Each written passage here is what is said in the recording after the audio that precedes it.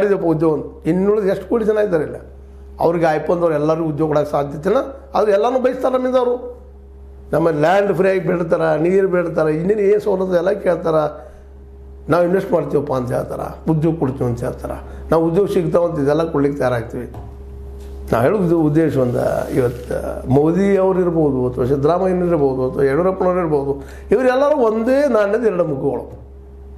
ಯಾವುದಕ್ಕೆ ಪ್ರಾಮುಖ್ಯತೆ ಕೊಡಬೇಕಾಯ್ತು ಅದಿಲ್ಲ ಹೌದು 5 ಗ್ಯಾರಂಟಿ ಕೊಟ್ಟರು ಪಾಪ ಅನೇಕ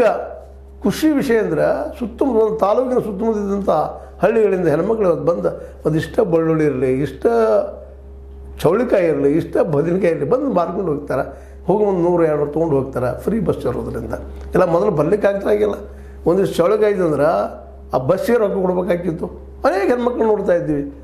ಇದು ನಾವು ಖುಷಿ ಪಡುವಂಥ ವಿಷಯನ ಹಂಗಿರ್ತ ಬರೀ ಎಲ್ಲದಕ್ಕೂ ಟೀಕೆ ಮಾಡುವಂತಲ್ಲ ಆದರೆ ಅಲ್ಲಿ ಮಾರೋದಕ್ಕೆ ಒಂದು ಮಾರ್ಕೆಟ್ ಮಾಡಿದ್ರಲ್ಲ ಅಲ್ಲಿ ಬರೋದಕ್ಕೆ ಒಂದು ಮಾರ್ಕೆಟ್ ಮಾಡಿದ್ರಲ್ಲ ಈ ಫ್ರೀ ಇಟ್ಟ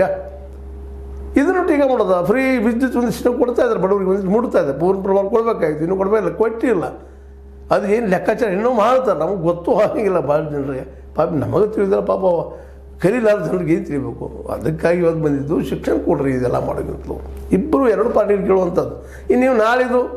ನಾಳೆ ಬರ್ತಿರುವಂತಂದ್ರೆ 22ರಲ್ಲಿ ಬರುವಂಥ ಚುನಾವಣೆಯಲ್ಲಿ ಅವರು ಫ್ರೀ ಅಂತ ಬರ್ತಾರೆ